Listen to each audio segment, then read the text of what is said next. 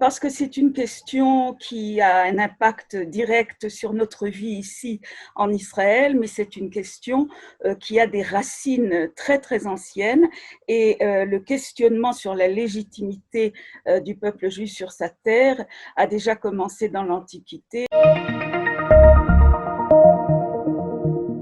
Bonjour et shalom, Richard Darmon au micro du studio Kalita pour notre magazine hebdomadaire intitulé Israël au cœur du Moyen-Orient, avec aujourd'hui un thème de réflexion évidemment lié aux problèmes géopolitiques de notre époque, Israël, la terre promise.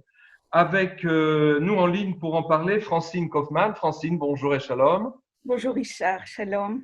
Et Francine, vous êtes chercheur et essayiste, notamment dans le domaine de la littérature de la Shoah, mais aussi traductrice de textes juifs et bibliques et aussi de textes de poésie. Vous êtes aussi interprète de conférences et vous avez enseigné à Paris 3 au début de votre carrière, de 69 à 74, 71, je crois, avant de vous établir en Israël en 1974 et à Jérusalem. Vous avez enseigné depuis presque votre arrivée jusqu'en 2011 au département de traduction de l'université Bar-Ilan que vous avez dirigé à 2 reprises.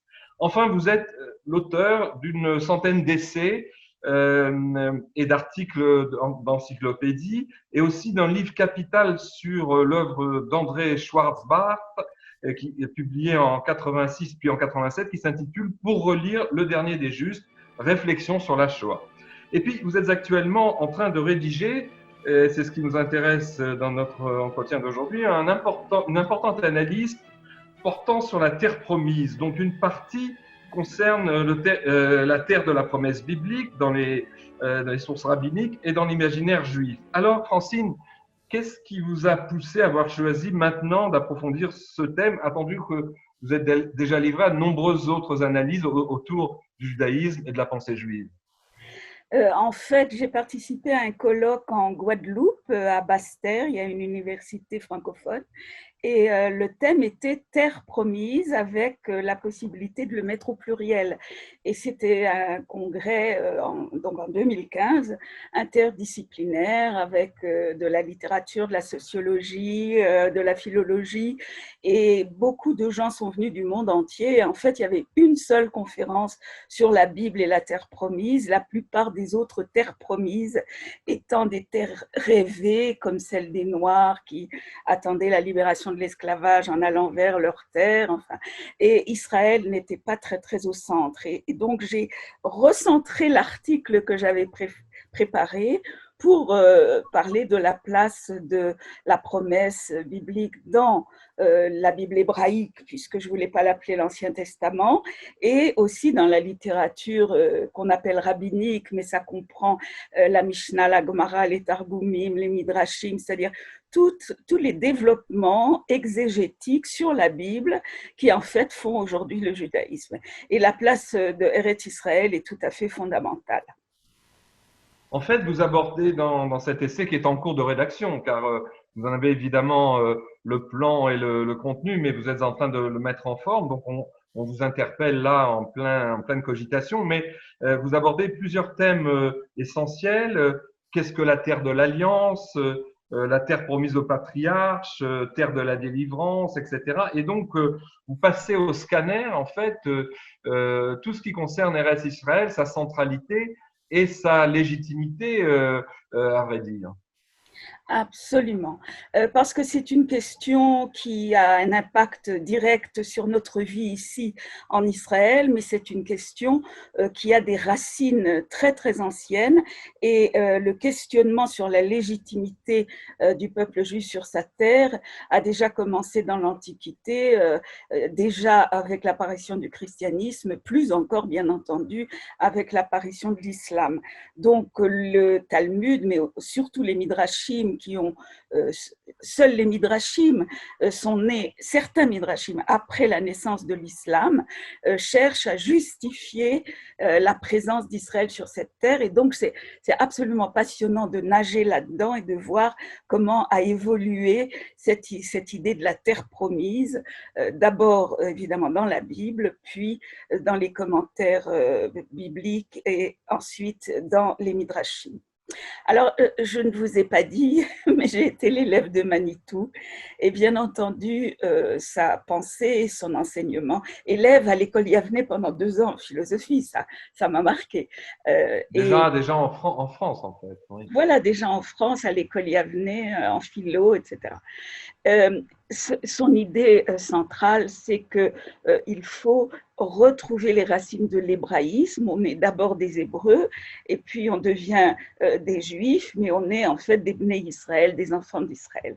Et ça, sa réflexion portait essentiellement sur une relecture de la Bible en tant qu'histoire, mais histoire toldot, ça vient de la même racine que engendrer. Et donc, il traduisait toldot comme toladot par histoire ou engendrement. Et pour lui, la Bible, c'était en fait l'histoire du monde tel que Dieu l'a créé. C'est pourquoi on Des commence familles de la terre, des familles de la terre. aussi, aussi bien sûr. On commence par le père de tous, qui est Adam et qui est le père de toutes les nations.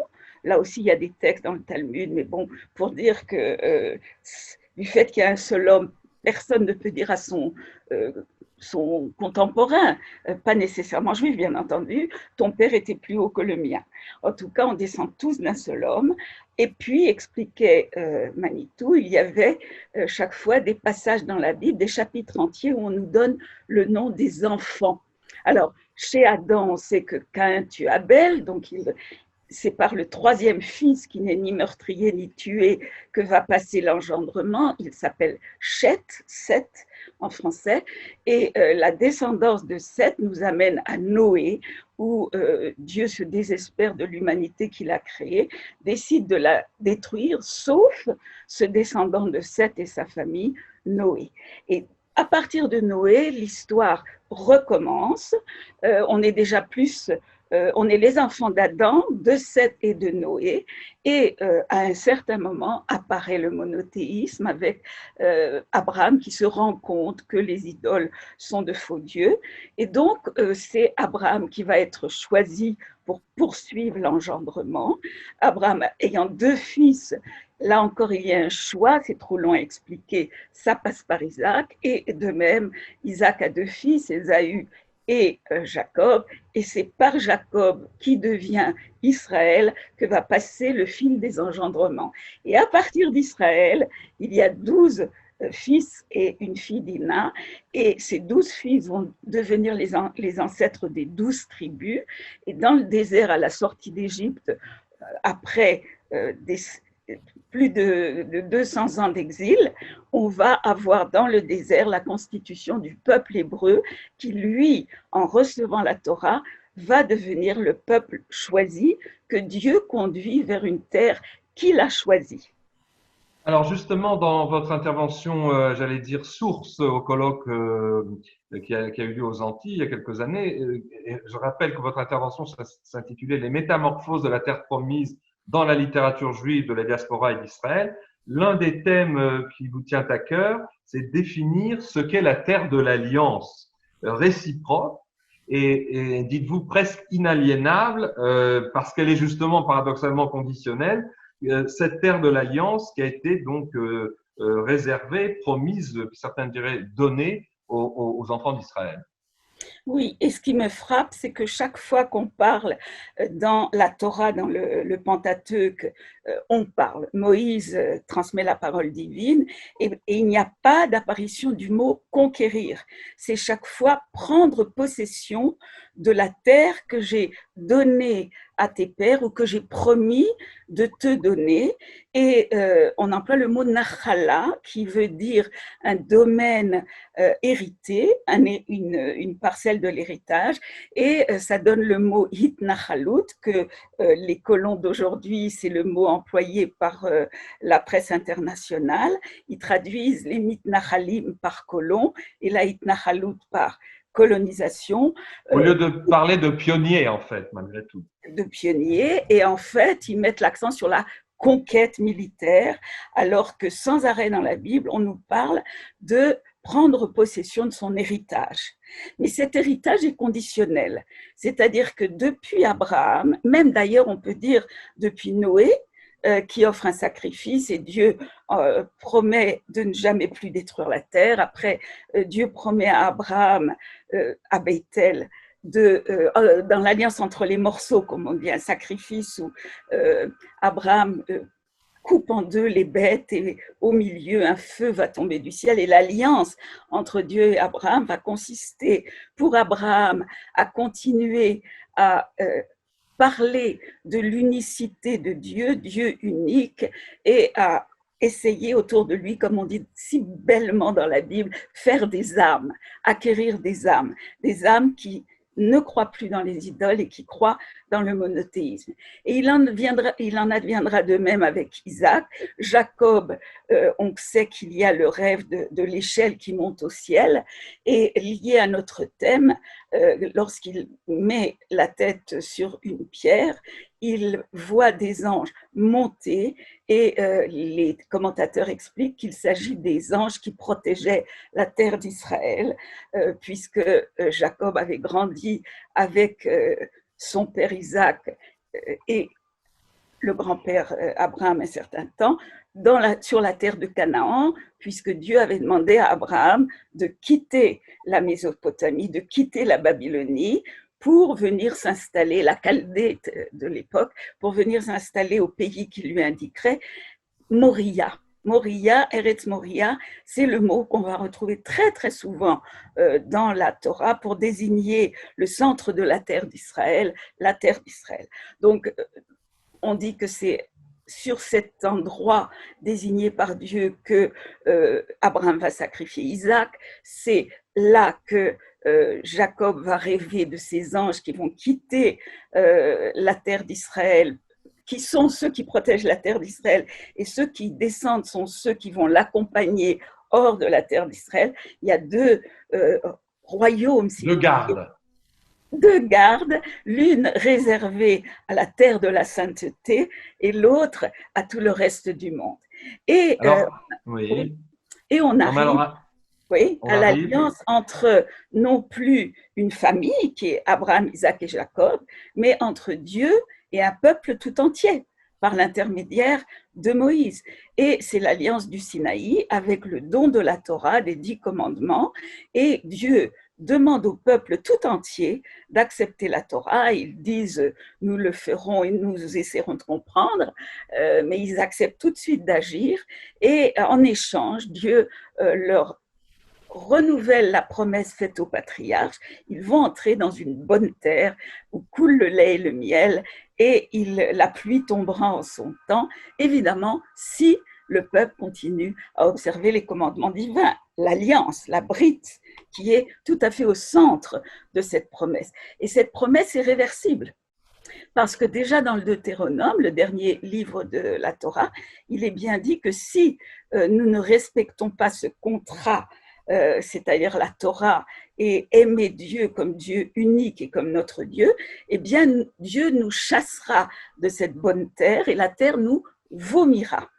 Et Manitou, donc le rabbin Léon Ashkenazi, expliquait que la sainteté, que ce soit du pays, de la ville de Jérusalem, de la langue sainte, de tout, chaque fois qu'il y a Kodesh en hébreu, ça n'est pas un adjectif qui définit la nature.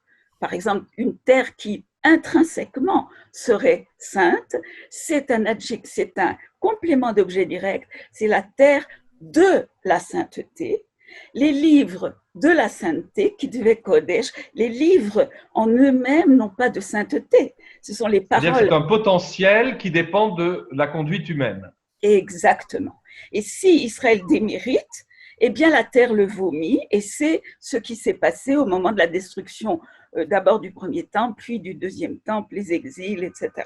Donc cette alliance est inébranlable d'un côté parce que Dieu dit vous êtes mes fils, je vous aime, aimez-moi. C'est un peu comme un mariage avec une dot qui est la terre d'Israël, et puis on peut divorcer.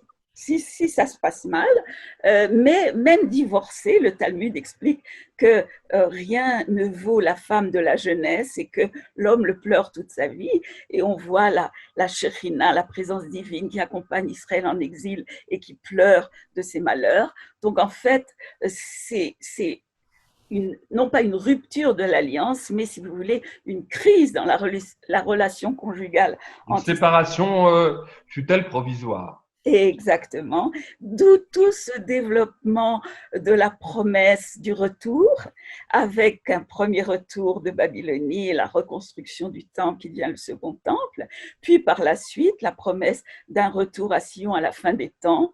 Et à ce moment-là, tous les peuples reconnaîtront que Dieu est le Dieu un, que c'est lui qui a créé le monde, et tous les peuples monteront à Jérusalem avec le peuple d'Israël. Et c'est quand le peuple d'Israël sera à nouveau sur sa terre que preuve sera faite que l'alliance a été non seulement reconduite, parce qu'elle n'a jamais été rompue, mais que une autre phase de l'histoire va commencer, ce qu'on appelle l'ère messianique.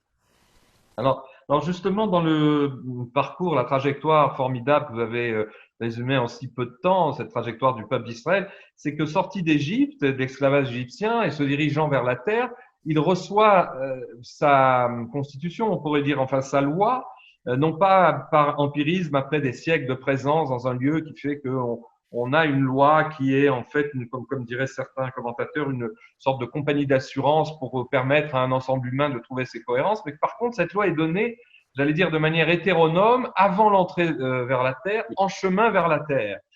Et c'est un des éléments, quand on parle du peuple de l'élection et pas du peuple élu, mais un des éléments que les nations ne comprennent pas. Comment peut-on considérer qu'il y a une loi hétéronome qui a été donnée par le Créateur, alors que le peuple n'est même pas arrivé sur sa terre, et plus encore, puisque guidé à l'époque par Moïse, qui va céder son bâton, si j'ose dire, à Joshua, Josué, eh bien, il va falloir attendre, en fait, après l'entrée des enfants d'Israël, il va falloir attendre presque 500 ans, toute l'époque confuse des juges, avant que Israël se dote d'une capitale, d'un roi, d'une malchoute. Et donc, c'est en sciences politiques, je dirais moderne, c'est un paradoxe, presque un non-sens que les nations ne peuvent pas comprendre. La loi, on l'a reçue à l'extérieur. Il a fallu 5 siècles, 500 ans pour, disons, construire des institutions. L'histoire d'Israël, dans ses relations à sa terre, est complètement atypique. Oui, alors ce n'est pas tout à fait le sujet de ma recherche, mais je vais réagir à ce que vous dites, parce qu'effectivement, le peuple d'Israël naît dans le désert, en dehors de sa terre. Il monte en prendre possession, et là encore, les nations se scandalisent. De quel droit vont-ils déposséder les peuples qui vivaient sur place pour les remplacer à cause d'une promesse divine que les autres n'ont pas entendue ou acceptée. Et il va y avoir la suite de l'histoire du choix. C'est-à-dire que, toujours selon la notion des engendrements, de Toldot, de l'histoire du peuple qui se nourrit par naissance de personnages centraux, il va y avoir le choix de David à la fin de l'époque des juges, après que beaucoup de tâtonnements aient lieu et que le peuple peu à peu s'habitue à dialoguer avec Dieu. Il y a d'autres temples, il y a celui de Shiloh, on le sait, et ce n'est que lorsque David va être le nouveau rejeton de Adam, de Abraham, d'Isaac, Jacob, Moïse, et c'est maintenant David qui va incarner l'espoir futur. Et on sait que dans la tradition juive, ce sont les descendants de David qui vont avoir la royauté de Juda, et un rejeton de David sera le Messie. Donc à partir de David, on n'est plus orienté vers la création du monde, on est orienté vers la fin des temps. On commence à parler d'espoir messianique et de réalisation de l'homme tel que Dieu l'avait rêvé au moment où il l'a créé. Et c'est maintenant le peuple sur la terre, au moment où David acquiert l'endroit qui est sans doute le mont Moria, mais qui prend dans le passage où David achète la terre qui va servir à son fils Salomon à construire le temple. Il achète à Arnon le Jébuséen une aire de battage de blé très grande. C'est, d'après la tradition, le mont Moria. C'est là que le temple va être édifié. Et à partir de David, Jérusalem devient la capitale de l'État d'Israël. Il règne d'abord à Hébron et chacun des juges était installé ailleurs. À partir de la généalogie de David, tout va tourner autour de Jérusalem et de la centralité de la terre d'Israël. Il me reste du temps pour parler de la justification. Oui, alors justement, j'allais vous dire que cette terre que vous qualifiez dans cette étude, enfin, en vous inspirant de toutes les sources, évidemment, de terre de la délivrance et de la libération de l'esclavage égyptien, en fait, si on rapporte cette définition au temps que nous vivons, il y a aussi aujourd'hui un retour absolument incroyable, un retour que ce peuple qui avait été décrété auteur d'un ancien testament, comme on dit chez les chrétiens, comme s'il fallait que ce soit un testament et puis en plus qu'il soit ancien et qu'on enterrait deux fois, un peuple sans langue, sans terre qui revient, ça aussi ça dérange. D'accord, c'est la terre choisie, c'est le nombril du monde et en son sein Jérusalem est le cœur du cœur, si l'on peut dire, de cette terre de la sainteté, mais aujourd'hui aussi nous vivons un retour libérateur qui dérange. Oui, bon, vous savez que dans le Talmud, il est dit que Dieu avait fait jurer de ne pas presser la fin des temps et de ne pas s'opposer aux nations. C'est une des interprétations talmudiques. Mais en fait, les trois serments, c'est ça. Voilà, il y a 3 serments et le sionisme religieux a parlé en regard d'un fil triple, d'un triple fil, d'une triple corde qui est composée de Eretz Israël, la terre d'Israël, Am Israël, le peuple d'Israël, et Torah Israël, la Torah d'Israël. On a là vraiment l'essence du serment fait aux ancêtres.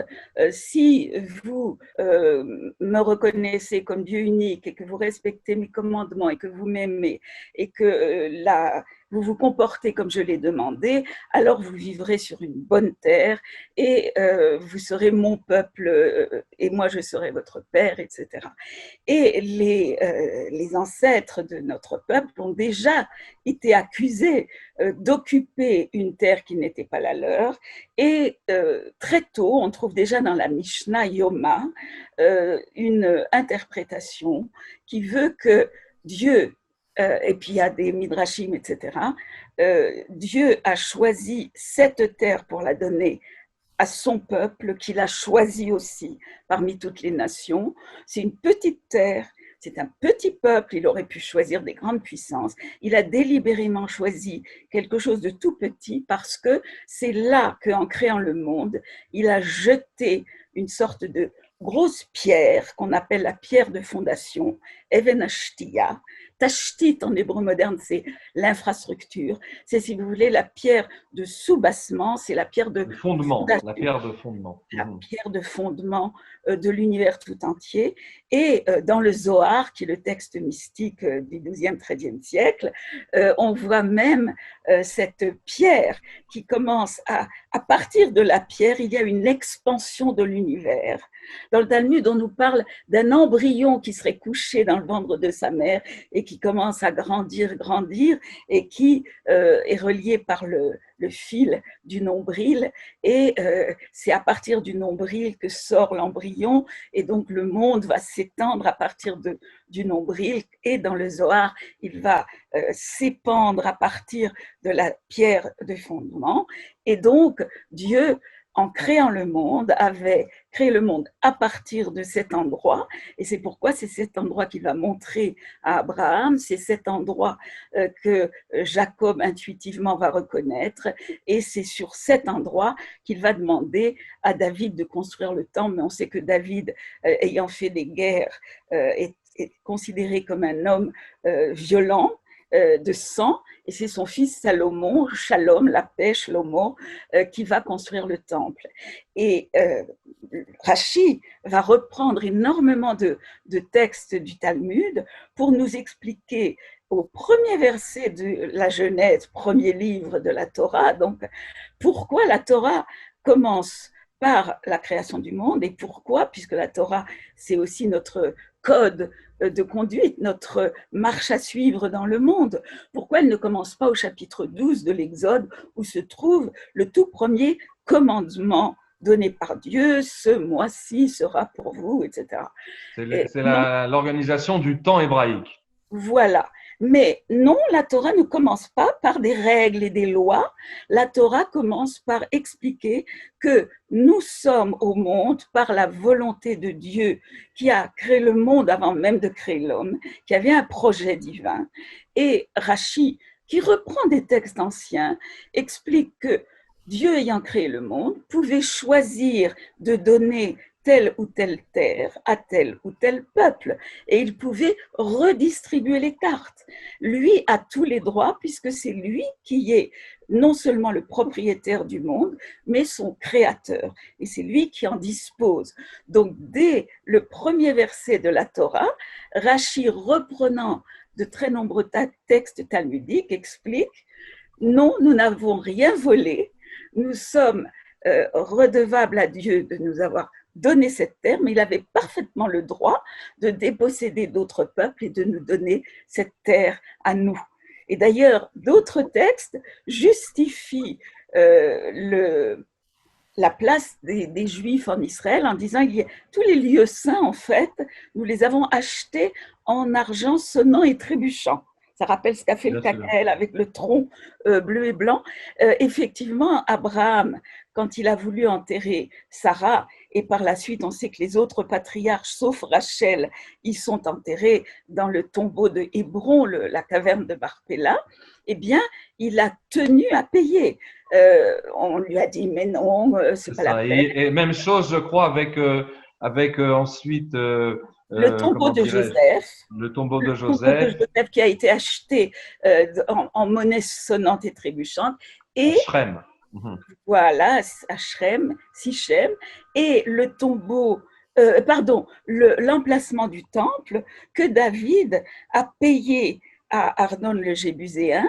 Et dans le Talmud, on nous raconte même que, comme il n'avait pas suffisamment d'argent à l'époque, il a fait une souscription à l'intérieur du peuple et chacune des 12 tribus a apporté sa contribution pour qu'aucune tribu ne dise « le temple est sur mon territoire et m'appartient ».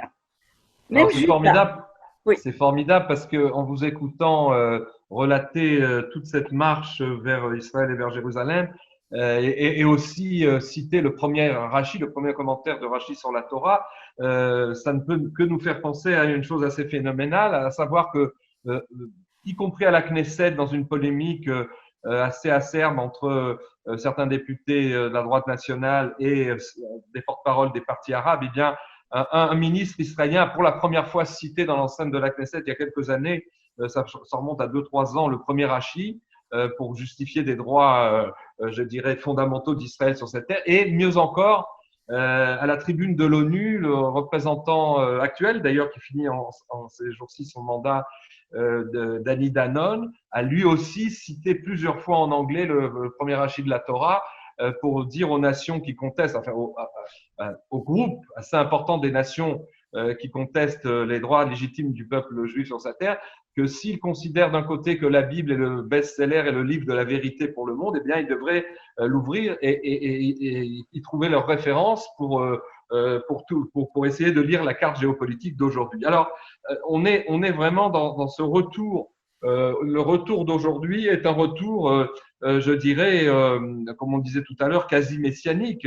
Un peuple qui sort de la fournaise de la Shoah et qui revient, enfin il était déjà revenu bien avant, et ce n'est pas la Shoah qui justifie bien sûr la création d'Israël, mais la concomitance des événements entre la Shoah et la Trouma, c'est-à-dire la renaissance du peuple juif sur sa terre, en quelques années d'écart, est absolument stupéfiante. On vit donc encore la suite de cette aventure aujourd'hui.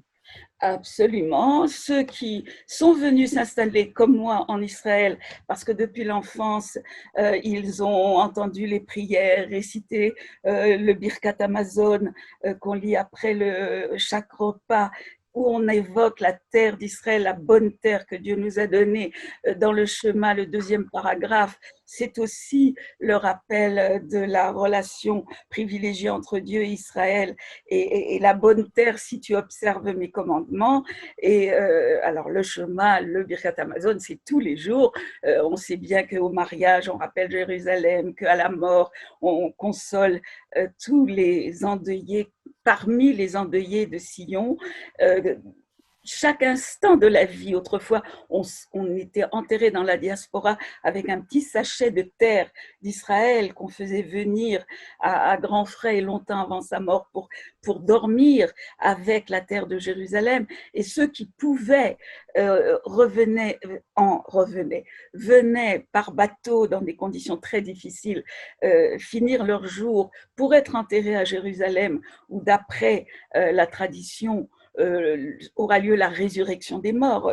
Je vous dis, on est tout à fait dans l'ère messianique. La nouvelle ère de l'histoire, selon Manitou, c'était le 8e jour. Là, on est dans le 7e jour, le Shabbat de Dieu. Shabbat Vayinafash, il a cessé de créer et il s'est reposé ou il s'est consacré à la spiritualité, puisque Nefesh et Nafash, ça se ressemble, et c'est le souffle, la spiritualité. Et le 8e jour sera un jour où l'humanité aura rempli sa mission, surtout Israël, bien sûr, et donc tous monteront à Sion et à Jérusalem. Et ce retour n'a de sens pour un juif religieux ou croyant qui vient s'installer sur cette terre que si c'est pour faire autre chose que dans la diaspora, c'est-à-dire pour... Voilà, si c'est pour faire exactement ça, c'est pas la peine. Comme on arrive assez proche du terme maximum du temps qui nous est imparti pour cette réflexion, qu'on aurait envie de mener encore plus loin. D'abord, je vous remercie pour cette contribution, mais je voudrais, comme on a cité Manitou tout à l'heure, le citer à nouveau en conclusion dans un intéressant commentaire publié en français dans le livre de ses commentaires de la paracha, c'est-à-dire de la section hebdomadaire de la Torah qu'on lit, qui a trait justement à la paracha d'il y a à peine l'avant-dernière paracha, celle des explorateurs qui ont fait de la médisance sur la terre d'Israël. Justement, Manitou revient, je vais le citer, il revient sur la notion de terre promise qui nous est chère aujourd'hui, puisque c'est ce dont on parle, et voici ce qu'il dit. En fait, vous avez repris dans votre démarche son commentaire, mais voilà l'un des commentaires initiaux dans lequel il se prononce sur cette expression un peu confuse. Il dit, à la suite sans doute d'une imprégnation de la mentalité d'exil, d'un exil qui a duré si longtemps, beaucoup de Juifs ont pris l'habitude de nommer la patrie des Hébreux la terre promise. Cela n'est pas du tout ce qu'indique le texte biblique, dit Manitou, en s'insurgeant contre cette expression, qui parle de la terre donnée. Et il cite la référence des Nombres, chapitre 27 et verset 12, la terre que j'ai donnée aux enfants d'Israël. Et il reprend, or, la relation, dit-il, sentimentale comme politique à une terre promise n'est pas de même nature que la relation à la patrie perdue mais jamais oubliée, comme telle, comme nous le disions tout à l'heure. Il semble donc que le temps soit venu de faire un bilan de conscience sincère.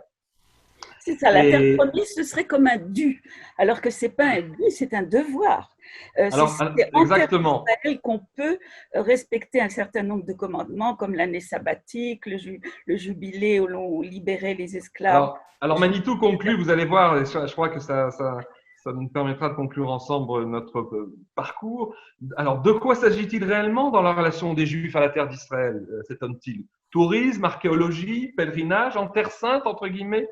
Et il conclut en disant ceci, et ça c'est une formule incroyable les formules dont il était le spécialiste.